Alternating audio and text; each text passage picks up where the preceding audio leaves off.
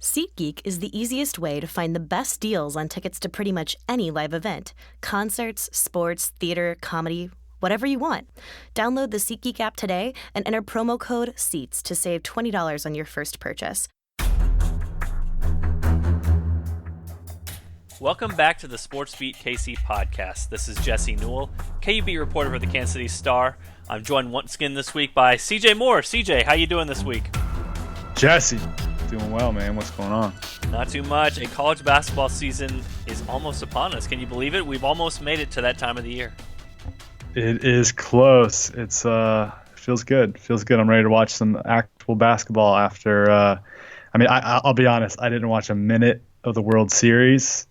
I am enjoying the Chiefs season, but I'm ready for some hoops. I think that's kind of how we're wired, isn't it? Just the way we've grown up and around these parts. And, you know, when it becomes college basketball season, the weather outside is really bad. But, you know, it's kind of fun. It's fun to track and to see all these storylines play out. And obviously, a lot of storylines for KU basketball as the season is starting next week. But as we're talking right now on Friday afternoon, just completed a 100-54 exhibition victory over Pittsburgh State. Don't have to talk too much about that game. I don't think anything in there just was crazy shocking other than, you know, Billy Preston going down for a brief moment in time with a head injury after bumping heads with a Pittsburgh State player. He came back to the bench a couple minutes later. Bill Self says he's fine. Kind of had the typical Bill Self line about maybe his pride was hurt a little bit when he picked up his fourth foul in 8 minutes and all those sorts of things. But I did ask for some mailbag questions, so we'll go ahead and get immediately to those. Again, with the season starting up so quickly, a lot of things on your guys' mind when it comes to KU basketball and the start of the season. So does that sound good for you, CJ? Let the people have their questions. Yeah, exactly. Let's just start with that. All right, let's start with William Hanna here. He says, based on past history, how likely is it for the top 8 to 9 players to make it through a full season with no one missing a single game due to injury? And this is kind of what I talked about. 8 to 9? 9? They got 9? They got 9. They got 9 second semester. I guess second semester they'll have 9. Sam Cunliffe will come in and Superman and save the day to be their 9th scholarship player. But this is exactly what I was talking about, CJ. Excuse me, with Billy Preston. That's actually what I wrote about in this game because it was most fascinating. Because when he's down on the court, kind of holding his head, and you're wondering, okay, is it a concussion?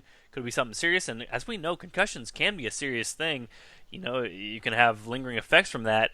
Your mind starts to wonder, okay, what happens if KU only has 2 big men? Or what happens if KU only has 7 scholarship guys? How does the rotation change? It is kind of a crazy question to think about just how thin this roster is right now and what happens if one of those pieces doesn't happen to be available. Yeah, it's scary. It's they could afford an injury on the perimeter probably, but if it's one of those inside guys, particularly as a Bouquet or Preston, that's going to be really tough. And if something like what happened to Doak last year, where he's out a really, really long time or out for the rest of the season, that's going to be really, really tough for them to adjust. And if you always think back to the streak and wins the year when it's going to end, well, if this team suffers a major injury, then they get a lot more vulnerable. So it is scary that there's some years where Self has so many bigs. Like think back to like 2010. Where Jeff Withy couldn't even get on the floor. I mean, he had a bunch of extras on the bench, but this is a roster because of the way it's built with transfers and everything else. They just don't have that depth inside that they usually have. Yeah, I'll be fascinated to see how they kind of handle this moving forward. It seems to me, and I mentioned this in the article that I wrote after the Pitt State game, that they could use a walk-on or two. You know, they could use maybe a football player to come after that season's over. It just seems like CJ, in the last, and there's one on campus, right? Who's the guy you mentioned on? Yeah, James Sosinski on the football team, 6'7" tight end who averaged 18 or 19 points per game in junior college. We've been talking about him for weeks, but no rumors on that officially yet. But they got to go recruit that kid for sure. It makes you wonder, doesn't it? Get him out there. Like, okay, let him play the Baylor game. Does he even get on the football field? No, he hasn't played yet this season. Well, let's go. Let's get him on the roster. He's not serving much of a purpose on the football team. He could probably get a little bit of run on the basketball team. I don't want to make the guys in the football office too angry, but like I think there's a little more importance to the basketball program right now at KU than what's going on the football field. So let's go get him over there, get him a basketball roster spot, and because they need bodies that are eligible. So I think you sign him up. Can you imagine that change in your life if you're James Sosinski, you sign up to play tight end for the KU football team and decide to give up hoops, and all of a sudden Bill Self might call up your cell phone and say, "Hey, we need you to be a guy on the men's basketball team that's ranked top 5 nationally." Wouldn't that be kind of a crazy turn of events for you? Just think about like how much his stock goes up when he walks into a bar with the ladies. I mean, that alone is enough motivation. It would be for me to just be like, mosey on over to Bill Self's office, maybe throw in some my stats from my back in my JUCO days. Be like, you kind of seem to be short on big men. Look at those rebounding numbers. Sign me up. Of course you went there, CJ. I have does not surprise me at all. Getting back to Williams' question, how likely is it for the top 8 to 9 players to make it through full season with no one missing a single game due to injury? Not likely. I mean, even lingering things. Sometimes guys turn an ankle. That takes a game or two. Sometimes guys have a sore knee or Bill Self even mentioned a little bit, and we'll get to this a little bit later, but Devontae Graham wasn't feeling great or was a little bit tired, so he held his minutes back in this game against Pittsburgh State. I mean, stuff happens throughout the course of a season, so it's not very likely that KU makes it that far. However, there are benefits I think we've seen in the past from KU teams that when your rotation is shorter and when it is tight, I think you can get some benefit from that, just teamwork-wise, chemistry-wise. We've seen KU teams that haven't had large rotations be able to succeed late in the season and succeed by winning Big 12 titles. The only thing about that is those teams had depth, like a Carlton Bragg. They just weren't using that depth, and this is kind of a different situation. This KU's team this year does not have depth that it can even go to just because of the lack of bodies that are out there. 2 things it does for you, Jesse, and you mentioned the 2012 team in your story, and I think that's a great example. And if you talk to those guys, two things that really happen when the rotation is so short. One, you're not looking over your shoulder, and you're not scared that, if I screw up, I'm gonna sit. Yep. And that's sometimes a positive for guys. You look at like Landon Lucas, when he wasn't having to look over his shoulder, the kid always played better. So I think that can be one thing. The other thing is, guys know their roles and they seem to understand them when there's such a short rotation. Like, I know I'm going to play. I know these are the things I need to focus on, and I don't need to do anything extra to try to prove that I belong on the court. Just go do my thing, and I'm gonna get minutes. So, and I think if you look back to that 2012 season, that's kind of what those guys were. Like, they all knew their roles. They didn't try to go beyond and do anything that they couldn't do, and it fit really well together. I think these pieces can fit pretty well together too, and maybe, especially for a guy like Billy Preston, who I am sure that guy is getting. But Bill Self is riding him in practice right now. I guarantee you that kid is hearing so much stuff. He probably goes home and cries some nights.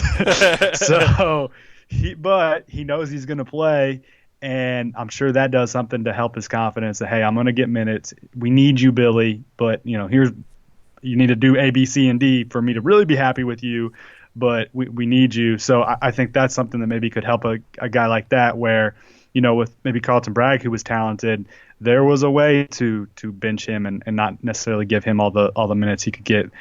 It's going to be hard to do that with Preston. He's going to at least get, at the bare minimum, he's going to get like 15 minutes a game. So, hopefully maybe that'll be a good thing for a guy like that, and guys will understand their roles better. Yep. The only flip side of that I will say is that Bill Self often has used the bench as a motivating factor, and there's just not both sides to it. Yeah, there's just not that this year. I mean, if guys make him upset, or if a guy doesn't rebound or doesn't hustle or whatever the case may be, he might take him out for a minute or two, but he won't take him out for very long because there aren't that many bodies to throw in there unless he's completely making a point. I mean, the only time I can really even think about him doing something like that, the only example that comes immediately to mind is Steven Vincent and Mario Chalmers way back in the day, where he threw Steven Vincent in against Cal and kind of made his point, and then as you saw later in the season, Mario Chalmers wasn't getting benched basically from that point on. But if Bill Self wants to make that sort of point this year, it's a guy like Clay Young coming in, or a guy like Chris Tien coming in. So he'll kind of push his limits when it comes to trying to make a point to guys, just because there's not that many people that he can put in there. From Guillermo in there, he says, update on small ball minutes percentage after 2 exhibitions, and what do you guys think is the best lineup? I know you've done some research on this, CJ, so I'll let you have the floor. Yep, I looked it up, went through the box scores, and these are not always. Sometimes when they do these play-by-play data, like they can mess up on subs every once in a while. But here's what the play-by-play tells you: in the Missouri game, the small lineup played just a tick over 25 minutes, and then your bigs were almost at 15. And then for the Pitt State game, it was just under 24 minutes for the small lineup and almost 17 for the big lineup. So I look at the Missouri game probably. I think that's probably more accurate to maybe what it could look like, even though it's still super small sample size. They're going to take that one more seriously. So I think that 25-15 range is probably what you're going to see a lot of nights. What do you say, Jesse? Yeah, I think that's probably about right. As we talk about kind of the transition that's happened, Bill Self said on the late night in the Fog broadcast he would like to play 70% big. Then I asked him at KU Media Days, and he said, okay, now they'd practice a little bit. He was hoping for a 50-50 split, and I think it's going to even transition a little bit more just because of the numbers game that's involved, and there's going to be foul trouble. There might be injuries. There might be other things, and you only have 3 big men. So, I think that 25-15 split, 25 small ball, 15 big, is definitely something that probably would be in play. Bill Self talked, and Gary Bedore has a story out today. If you guys want to search on it, he spoke kind of about that and about Billy Preston, how he continues to be impressed by him. But he said if he continues to play well, KU will play more big. And so you can kind of understand how that makes sense, because he's basically saying if Billy Preston plays more, then there's going to be 2 bigs in the game more often. But if Billy Preston kind of goes into one of those freshman funks that so many guys have done before in the past, then he won't play as much, and that means that's more of Udoka in there by himself, which means more 4-guard lineup. So that'll be fascinating to see how it turns out. But Billy Preston kind of holds the key, I think, to this, because you kind of figure that Udoka's going to play as many minutes as he can, and you kind of figure that Mitch Lightfoot's in that 10 to 15 minute range. Billy Preston's kind of the X factor here to see kind of which direction KU's going to go. Yeah, I think Preston has the ability, and maybe at some point this year, if he's really just playing unreal, he works his way into that starting lineup, and you could see them playing like 30 minutes big. But I think at the minimum, you're still going to see the small lineup play at least like 10 minutes a game. Guillermo asked, what is KU's best lineup? What do you think KU's best lineup is? Best lineup.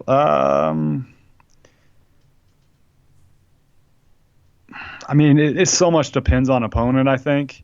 I mean, the answer is either what their starting lineup is right now or their starting lineup minus Svi with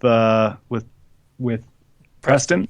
Yeah, I mean, those are probably their best 2 lineups, I'd say those are the 2 choices, and I agree with you. As of right now, I think their best lineup is the one they're starting right now. The 4-guard lineup looked great in Italy, has looked good so far. Again, you give up some things defensively, but overall I think it's the best unit for them for both ends. But again, it's why I've said for the last month, 2 months, whatever it's been, that Billy Preston's the most fascinating player on this team, because he basically is the swingman for so many things when it comes to KU this season. Will they play big? Will they play fast? What is their ceiling? How good can they be rebounding wise? Like, so many of those questions directly go back to your opinion or your thoughts, or where do you think Billy Preston's going to be here in the next couple months?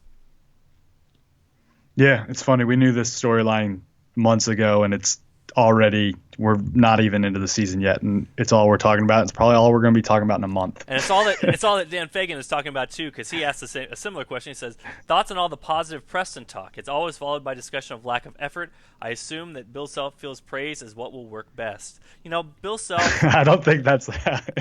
I think there's a give and take there. I think he's praising him while he's just talking. Like I said earlier, he's on him, I'm sure, all the time. Bill Self's always working the media with this stuff, though. I mean, he's great. It's great to listen to him early in the season because he's super smart with what he says.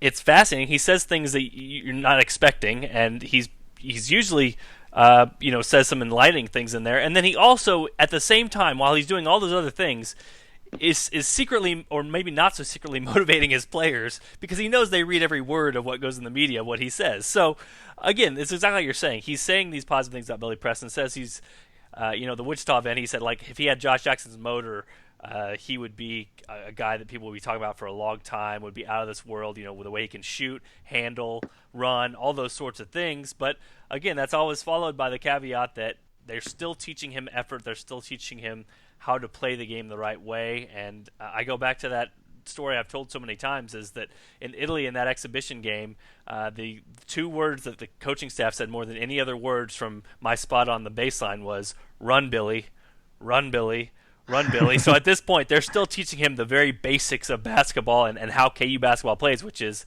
hey, try hard all the time. That's an expectation. That's not something that you can turn on and turn off. Yeah, for sure. I mean, you hit it. It is funny. I mean, he definitely will. A lot of coaches will use the media for ways of motivating, or you sometimes have to take what coaches say with a grain of salt. Like he teased us a little bit probably with some of his quotes about the Missouri game, almost leaving the door open, but he was probably just playing with us. Like he probably didn't actually. He's not going to play Missouri. Like he's just playing with everybody. So there's a little bit of that, and the stuff he says about Preston. I mean, it's almost all backhanded compliments. Like, well, yeah, you've got a lot of talent, but you're not trying hard. So it's all trying to motivate the kid. From Joe, he says, is it concerning that Self is already saying that Graham is, quote, tired? For those that don't know, Devontae Graham played 23 minutes against Pittsburgh State. Self said he held him out a little bit just because his body wasn't feeling great, that he was a little bit worn down, or could sense that. I mean, for me, I think I can take this two ways. For one, I don't think it's that big of a concern at this point. And again, if Bill Self is looking big picture here and deciding that his guys can get a little bit of rest, there's no better time to do it than right now. You know what I mean? Like these are the games that mean nothing. So you might as well get him out of there. The second point is just kind of going back to what we talked about earlier, which is this team is so thin that, man, these little tiny things kind of get magnified in your head, because it's like, in other years you'd say, oh, Devontae Graham, he might be a little bit tired, they rest him a little bit. Okay, no big deal, because there's X, Y, Z, A, B, C on the bench, and it wouldn't be great to lose Devontae Graham, but there's at least other people you could sub in. With this team, it's like if you lose anybody at that top 8, that's a big problem. And so these sorts of things I think are going to be magnified and talked about maybe more than any other season under Bill Self. We're still in October. The kid's 22 years old. Unless he's hurt, I wouldn't be concerned. I mean, their practices are probably harder than their games as far as yes, the intensity level and the effort and stuff. So I wouldn't be concerned about it at this point, unless he, if he plays poorly for several games in a row, then maybe there's some kind of nagging thing there. But these guys are in incredible shape, and they're 22 years old, and their bodies bounce back like no other. So I think at this point that's probably a non-story. Nick Schwert from KLWN Radio. What will Clay Young's season high in minutes and points be? Thoughts on that, CJ? Because, again, if we're talking about a fourth big, I quote fourth big on KU's roster, Clay Young is that guy. And just so you know, against Pittsburgh State, 13 minutes and 2 points. Also had 2 assists with no turnovers and a steal. So he's a guy that knows the program, definitely way, way, way undersized in the post, but at least knows what KU needs to be doing. So your guess for minutes and points for Clay Young this year as far as season highs go? How tall is Clay Young? He's like 6'3". I think 6'4". I'll look it up real 6'4". quick while you're giving me an answer for this. High in minutes here. I'm here. He is 6'5". Oh, 6'5". That's not true. I doubt that's true. I'm gonna stand next to that kid next time I see him. I'll go with 5 minutes, okay. 4 points. Okay, I think couple buckets at the end of a game or something. I think that's low, and maybe like a spot minute here or there. I don't know. You think he's going to get some real run? Maybe especially early. It's all depending on if you think there's a worst case scenario out there, and who knows. I'll go 8 minutes, because early in the season they're going to blow somebody out, and he'll get quite a bit. What's so weird? What's so weird, CJ, with this roster right now? Mitch Lightfoot and Udoka Azubuike played the last 4.5 minutes against Pittsburgh State while up 50 points. And so it's because crazy. you have to play legit guys because you don't have numbers. And that's why you got to go get that football player. Let's go sign him up. What's his name again? James Sosinski. But James, if you're listening, man, get over there. Get over to the basketball office. What they really need, CJ, is the CJ Moore from 10 years ago. They need that guy on the other roster. Like, if you're up 50 against Pittsburgh State, you don't need the guy who scored 19 in JUCO ball. You need the guy, the little kid from Kansas who just wants to run through your tunnel and be a walk-on and get beat up in practice. Throw some behind-the-back passes. Let's get him out there. I don't think they need more guards. Although, yeah, they probably, they could probably use some extra. They need a Brad Witherspoon out there who can get out and play some minutes. So yeah, no, they could probably use some extra. The thing, what's crazy, like they don't need more bodies in practice because they have plenty of bodies in practice. They just need guys for the end of games. Yeah, well, and it's weird. And an extra post that you can throw out there if you get in foul trouble. That's why like the football kid makes so much sense. But they don't need bodies in practice. Here's another discussion, CJ, which is interesting. I was talking with Gary Bedore about this a couple days ago. Give me KU's worst 5. So right now, it's the end of a game. You're up 50 against Fort Hays State in the next game coming up. The ones that are eligible right now on your roster, give me the worst 5 that you would put out there. Okay, so I'll start with you right now. Clay Young, nice.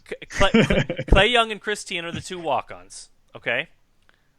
And what happened to that other kid they had last year? He gone? Tucker Vang. He's no longer with the program. Okay. So, okay. Was he at the beginning of the year? He hasn't. No, he hasn't been on the roster at all this season. Okay, so you got those 2 walk-ons. So here are the rest of your choices because you got 8 bodies from there. We're talking first semester. Okay. We're talking first semester. Udoka, LeGerald, Devontae, Svi, Malik, Marcus Garrett, Billy Preston, Mitch Lightfoot. All right, Mitch Lightfoot's definitely in there. Okay. And he's one of your 3 big men. And then I'm guessing so go like Garrett and. Okay, yeah. Now it gets tough. and see.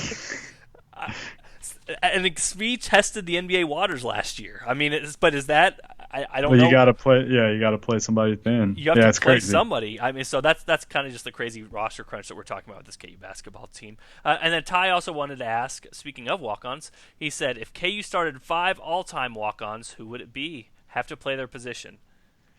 All right, we talked about this a little bit before, so we've got a good answer here, I think. You're prepared. Brett Ballard and Steve Vincent in the backcourt, and then T-Han on the wing.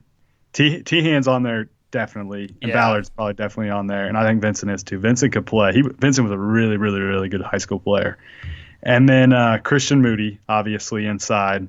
And then that last big man spot, we talked about Matt Kleiman getting it, and he probably deserves. Kleiman was a solid high school player, and those championship guys talk pretty highly of him as far as being a practice guy. But my 6th man, and we talked about this beforehand. You remember Chris Zerbe? That dude could get some buckets. You laughed at me, Jesse. You laughed at me, but I went to his sports reference page. All right, you ready for this? Oh my gosh! Okay. Per 40 minutes, here were his averages. In the 2001 season, the dude averaged 37.6 points per 40 minutes. You are like, and the next year he went 18-2 per 40. I mean, come on, for his career, 26.5 points per 40 minutes. You're like a Chris Zerbe. Give it up for Zerbe. Chris Zerbe, man. You're like a Chris Zerbe super fan. What's going on here? I remembered that kid getting buckets, and I went and found this information. I was justified by remembering him getting buckets. Look, that's insane. He also shot 54.3% from the field for the year, or for his career. 68.4% from the field as a junior in 01. I mean, golly, that's some good walk-on productivity. I'm impressed. Yeah, those are good numbers. But yeah, I think you're right. I think he's a 6th man. You're a little surprised by those numbers, right? Yeah, you got to bring him in and get some buckets. You're all about the buckets today. That's for sure. I wonder if Frank Mason's per 40. I don't even think Frank Mason's per 40 would have touched those. Do you think he might have played better competition? Maybe a little bit. Zerbe did have the luxury of going up against some scrubs, but man, that's good. That's got to be. I mean, he should be telling those stories it to his grandkids someday. He needs to save this page and be like, "Yep, I averaged 36.4 or 37.6 points per 40 for a season." That's unreal. Maybe you can take your kids to him and have him go tell the stories about that anyway. Maybe that'll be the way to do it. I just might, Jesse. I'm excited about Chris Zerbe. Good for him. All right, for him. He's Hutch guy, I think, right? Or at least he went to Hutch Juco, if I remember right, with Ballard. He was a teammate of Ballard's. Yeah, if people out there know Chris Zerbe, get us in contact. We know his biggest fan right now. From David Stat Guy, will Kansas shoot more threes this year than any other in the Self era? Yes, I think so. Agree. Have to. And you have to, right? yeah, they probably do. And again, I'll go back, small sample size alert. But let's take the Missouri game since that's against actual competition. They attempted, I think, 25 threes, right, in that game? Yep. It was 41.7% of their attempts came from beyond the arc. So a 3-point rate of almost 42%. Self's never even been close to 40%, a self-coached team at KU. Last year was the highest. They were at, let's see, what were they at, Jesse? I think just under 36, wasn't it? Yeah, I can look it up real quick. I got it up here. Hold on. It was, 35.9. So just under 36. So yeah, I bet they're in like that, probably close to that number, maybe creep up to like 37, 38. Yeah, and I think Bill Self knows this too. I mean, look at, if you're catering to the roster that you have and to the players you have and to the strengths of those guys that are on your team, then you can't look at this roster and think that it's going to be a team that is going to just force feed it inside every possession, especially with the way that Devontae Graham and Malik Newman and Svi Mikhailuk, and even to an extent Gerald Vick, I think his stroke actually looked pretty good in the preseason game, a little bit better than what it did earlier. And I know you still have question marks about Vick's shooting, CJ, but those are all good three-point shooters. I mean, I think there's no doubt. So you have to cater your offense to that, and those guys, if they can create for each other as well, you only get even more attempts. So, yeah, I think this is going to be the most threes the Bill Self's team has ever shot, and I think he understands that, and I think that's the way the game is going, and I think that's the way that this Kansas team is going to play, and it definitely helps that for a majority of the season last year, I mean, if you take out the Oregon game, which it stinks that did happen, the off-shooting night happened again in the Elite Eight for Kansas, but that four-guard lineup for KU and the way they played last year and driving and getting open shots inside and then also kicking out and making threes and having an efficient offense, it worked out pretty well for a majority of the year last year for Kansas, and so I think that gives Bill Self a little bit more faith moving forward that type of offense that is perimeter-oriented can work. And also don't forget that, so you have 3 of your 5 starters. The best thing they do is shoot threes. So that's one factor in play. And then also when they get Sam Cumcliffe back in the or get him in the lineup, that's another guy who is basically shoots a lot of threes. He shot 37 threes in 10 games last year, took 52 twos. So, he should almost close to half his shots from 3 and shot little over 40% from there. So that's another guy who's going to shoot a lot of threes. So, yeah, I definitely think that it would surprise me if this team doesn't shoot a higher percentage of their shots from 3 than any other Self has coached. I would agree with that. All right, let's get to the last couple here. From Jack, he says, ranking KU's best leaders under Bill Self based on combo of vocal and importance of their play. So, best leaders under Bill Self. Any thoughts on that one immediately off the bat, CJ? I'll go with I think Sharon was a really good leader. I think Devontae is going to end up there. I think he's kind of had a leadership role since he was a sophomore, and now this is definitely his team. He's got the personality. He's plays smart basketball. I think he was a good leader early on in those early KU teams. I think Aaron Miles was probably a really, really, really good leader. And, then maybe Russell and Darnell. Those are just 2 guys that I really, really like as people. So I'll throw them there as well. What do you think, Jesse? Yeah, no, I think you're on the right track there. I mean, obviously this question comes about because of Devontae Graham and thinking that he's a guy that could be one of the best leaders that KU has had. And Bill Self has said as much. He said that at Big 12 Media Day, saying that he could end up being one of the best leaders that Self has had in his 15 years at Kansas. So, yeah, Sharon's the first one that comes to mind. I agree with you on Aaron Miles, though. From knowing some things about that team, and it took those guys a while to kind of get on board with Bill Self, but you can understand why. I mean, they had success with Roy Williams and doing the things his way, and it would be difficult to transition to a new coach who tried to do something completely different. But Devontae and Sharon are kind of the first two that come to mind. I know that's a little bit of recency bias, but I think all the names you mentioned too, the Darnells of the world, I think all those guys are kind of who would be in that mix for me. But Devontae, it's crazy too, because I think Bill Self has set this up for Devontae. If you remember back, it was the Kentucky game 2 years ago where Bill Self called all those guys into his office and said, hey, who needs to start at the 5 position? They picked Landon Lucas, and from that point on, they won like 16 or 17 straight games. But if you also remember, on that same point, Bill Self went to Devontae Graham and said, look, these other guys are not the personalities of the team. You need to be the personality of the team. You need to be the leader, and you need to speak up even if that's not comfortable for you, because it's more in your personality than anybody else's. And so remembering back to that, it's kind of crazy to think about, because I think, and listening to Devontae talk here in the preseason, I think that boosted his confidence to a level that he wasn't even sure maybe he would get to. Because I can remember when KU first got Devontae Graham and talking to some of his high school coaches and prep coaches, I mean, they thought he was a charismatic guy, but no one really told me that he was a leader. You know what I mean? Like that was part of what he was going to bring to Kansas.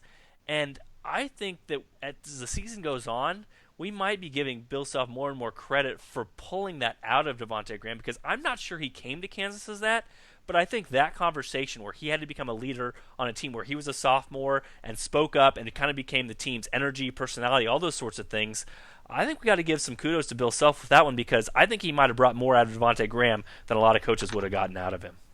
For sure, and he's got that confidence in him now too. I mean, think back to the NCAA tournament last year, the Purdue game. I think at halftime of that game, if I'm not mistaken, Devontae, before like the coaches came in, told him, hey, bigs need to set ball screens closer to half court so we can speed past these guys. Like, you've got as a college player to step up in the locker room and suggest something like that to your teammates in that at that type of setting, and your coaches. And to your coaches, like to have the balls to go to your coaches and be like, hey, we need to make a change, and this is what I'm seeing. That takes a lot. And yeah, I think that he checks like all those boxes that you want with the personality, with the willingness to speak up, and also just like a really, really good kid. So I think he's they're in good hands from a leadership perspective with Devontae. Yeah, and that was a good story, CJ. I'm glad you brought up one of a great story from the Kansas City Star, from a very good-looking sports journalist that they currently employ. That was good of you to do that. I think I had that in my lead of my story too. So okay. You go back and look. Okay. Great minds think alike, Jesse. I stand corrected, then. I definitely stand corrected. Last one. This will be the easiest one of the entire day, CJ, from Clark Goebel. Any idea where Jack Whitman ended up? No idea. No. Mustache some. Where was he before? What school did he go to? William and Mary. Where is William and Mary? William and Mary. It's out on the East Coast, but yeah, it's crazy. I mean, when all this happens, all this stuff goes down. You try to contact these guys and you try to reach out to them, and you usually have contacts for them, but. I even did a Google search, a Twitter search of Jack Whitman. I have no idea. So it is a question for down the road, something we'll try to keep track of. But yeah, when we talk about the scholarship issues and the playing time issues and the KU's bench issues, all those sorts of things, let's be honest, a lot of this can go back to Jack Whitman, because with him on the roster, or Dwight Colby if it was him beforehand, whoever. Where'd Colby end up? Colby's at Western Kentucky. That's right. Okay. Because remember, him and Mitchell could have played together on the same team, which would have been crazy too. But that really is kind of the domino that has started this. I don't want to call it hysteria with the KU basketball program, but it's led to them being on that really tightrope right now, where one injury, one suspension could really put them behind the 8 ball. I can't wait till I'm playing in a rec game and I look across. I'm like, well, that guy has a sweet mustache and he's kind of tall, and it ends up being Jack Whitman. Like that's gonna like happen in the next 2 years, I bet. Although I get he probably got the hell out of Dodge. Like he's probably nowhere close to Kansas. But that I hope that happens, because it'd be hilarious. Before I let you go, CJ, it is 3:23 p.m. on Friday afternoon. Do you have a prediction for KU Baylor football? Oh jeez.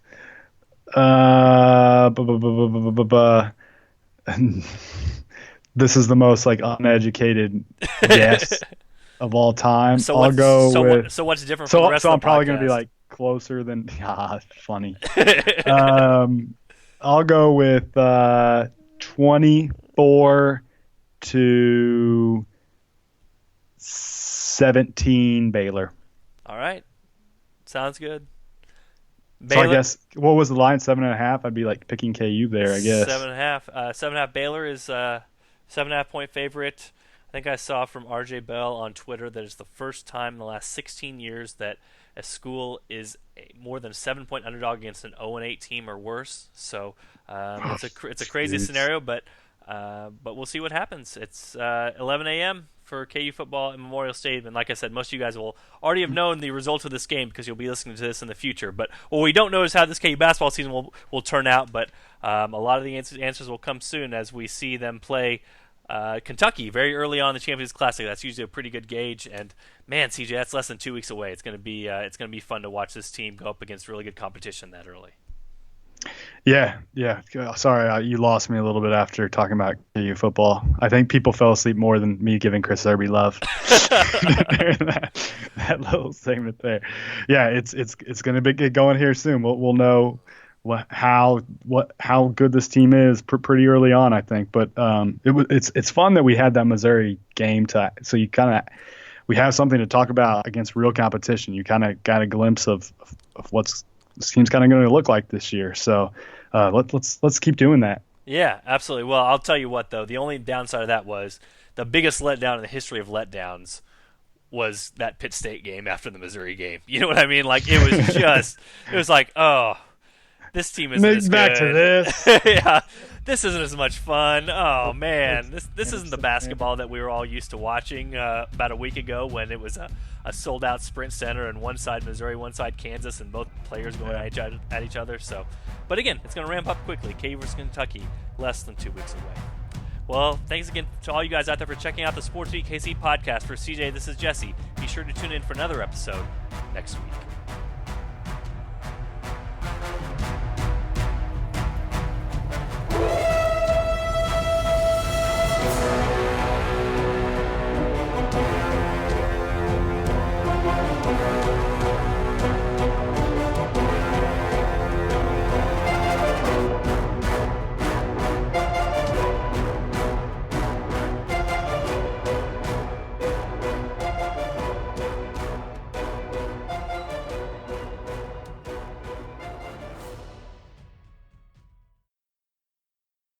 SeatGeek is the easiest way to find the best deals on tickets to pretty much any live event. Concerts, sports, theater, comedy, whatever you want. Download the SeatGeek app today and enter promo code SEATS to save $20 on your first purchase.